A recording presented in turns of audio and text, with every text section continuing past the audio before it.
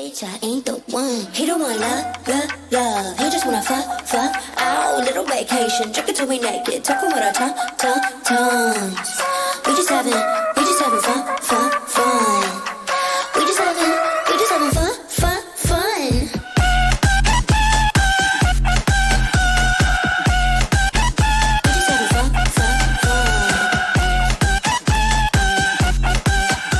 Yang saya hormati pimpinan Pondok Pesantren Modern Asadah, Ki Haji Mujibur Rahman, Magister Pendidikan. Yang saya hormati Direktur Madrasah Muallimin Al-Islamiyah, Al-Ustadz Miftahul Hayat, Magister Pendidikan. Yang saya hormati para Dewan Juri. Yang saya hormati Ustadz dan Ustazah. Yang saya hormati para tamu undangan dan teman-teman yang saya banggakan. Bismillahirrahmanirrahim. Assalamualaikum warahmatullahi wabarakatuh.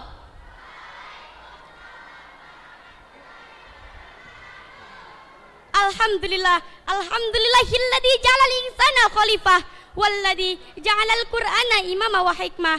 Assalatu wassalamu ala sayyidina Muhammadin khairil bariyah wa ala alihi wa sahbihi wa man tabi'ahu illa risalah. Amma ba'du. Pertama, marilah kita panjatkan puja serta puji syukur kita kehadirat Allah Subhanahu wa taala yang Maha Ghafur. Nikmatnya tak terukul oleh para insinyur, apalagi oleh tukang bubur dan tukang bajigur. Kedua, selawat serta salam marilah kita curahkan kepada baginda besar kita, putra padang pasir kita yang telah menancapkan bendera yang berlafaz La ilaha illallah, tiada Tuhan selain Allah. Siapa lagi kalau bukan Habibina wa Syafiina wa Maulana Muhammad.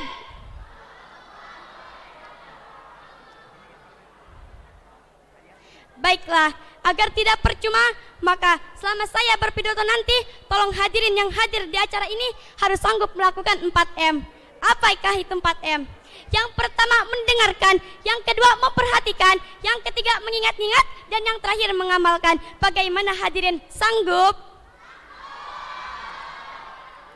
Baiklah, berdirinya saya di sini yaitu mengikuti lomba LPTB, lomba pidato 3 bahasa yang berjudul Penanganan Diskriminasi Sosial.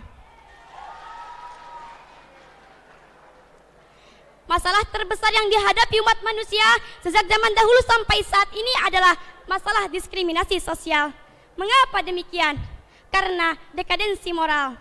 Demikian ungkapan Abu Ala Al-Mudi dalam bukunya Ethical Viewpoint of Islam. Ungkapan tersebut menggambarkan kepada kita semua seluruh komponen bangsa bahwa untuk menjadikan Indonesia sebagai negara superpower, maju dan berkembang, maka langkah utama yang harus kita lakukan adalah dengan membenahi dan memperbaiki moral dan etika bangsa yang akhir-akhir ini dalam kondisi memprihatinkan sebab buruknya moral dan etika. Seperti hadis yang diriwayatkan oleh Tirmizi yang berbunyi, Inna asqala maudi fi mizanil mu'minina yaumil qiyamah khuluqu hasanu wa inna Allaha yubghidul fahsyal badi'a, yang artinya sesungguhnya perilaku yang lebih berat ditimbang amal bagi seorang mukmin adalah akhlak yang baik, dan Allah tidak menyukai orang yang berbicara keji dan kotor. Hadis riwayat Tirmizi.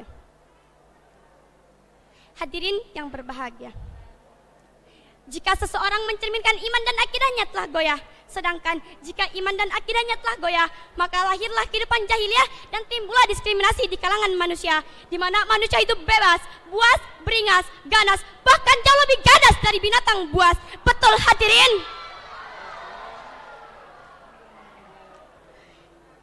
Itulah hadirin dampak dari diskriminasi yang dialami sebuah bangsa. Oleh karena itu,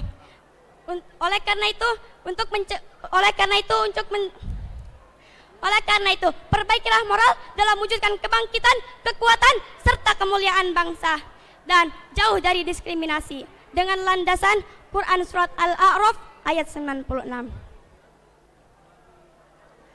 A'udzu billahi minasyaitonir rajim. Bismillahirrahmanirrahim. Walau anna ahlal qura amanu wattaqaw la fatahna alaihim barakatim minas samai wal ardi walakin kadzabu fa akhadnahum bima kanu yaksibun, yang artinya, dan sekiranya penduduk negeri-negeri beriman dan bertakwa, pasti akan kami limpahkan mereka berkah dari langit dan bumi. Tetapi ternyata mereka mendustakan ayat-ayat kami, maka kami siksa mereka sesuai dengan apa yang telah mereka kerjakan. Quran Surat Al-A'raf ayat 66. Hadirin yang berbahagia, jika kita amati secara seksama diskriminasi, baik secara langsung maupun terselubung, tumbuh subur di negeri kita bagaikan cendawan di musim hujan. Contohnya, kekerasan dalam rumah tangga, menjamurnya korupsi, kolusi dan penyalahgunaan kekuasaan, pencurian subsidi, perampokan anggaran, bahkan sampai kepada pembobolan aset-aset negara. Diskriminasi tersebutlah yang menyebabkan hancur leburnya negeri kita, sebagaimana dijelaskan Allah dalam Quran Surat Al-Isra ayat 16. A'udzu billahi minasyaitonir rajim. Bismillahirrahmanirrahim. Wa idza aradna an nuhlika qaryatan amarna mutrafiha fafasaku fiha fahaqqa 'alaihal qawlu fadammarnaha tadmira, yang artinya, dan jika kami hendak membinasakan suatu negeri, maka kami perintahkan kepada orang-orang yang hidup mewah dalam negeri itu agar menaati Allah. Tetapi mereka melakukan kedurhakaan dalam negeriku, maka sudah sepantasnya berlaku terhadapnya ketentuan kami. Kemudian kami hancurkan negeri itu sehancur-hancurnya. Demikian penjelasan Allah Subhanahu wa taala kepada kita bahwa hancur leburnya sebuah bangsa disebabkan banyaknya orang-orang mutafin di dalamnya. Lalu siapa saja mereka? Yang pertama, para pemimpin yang zalim terhadap rakyatnya. Yang kedua, para konglomerat yang bergelimang harta. Maksud mereka enggan untuk membayar zakat, harta riba masih disikat zina, dan mabuk-mabukan pun menjadi adat. Bahkan istri orang lain pun diembat. Betul hadirin? Oleh karena itu, untuk mencegah turunnya azab dari Allah, maka kita membutuhkan pemimpin yang adil, pintar, dan juga benar, serta manusia yang beriman dan bertakwa, agar bangsa ini bebas dari diskriminasi serta menjadi bangsa yang baidatun thayyibatun warafun ghafur. Baiklah, mungkin hanya ini yang dapat saya sampaikan. Mohon maaf jika ada perkataan yang salah, karena kebenaran hanya milik Allah semata. Buah durian dapat dikasih. Cukup sekian dan terima kasih. Wabillahi taufik wal hidayah. Wassalamualaikum warahmatullahi wabarakatuh.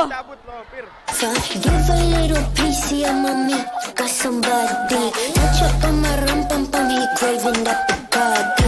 Got him talking dirty in the daylight. He be trying to weather, baby, no sight.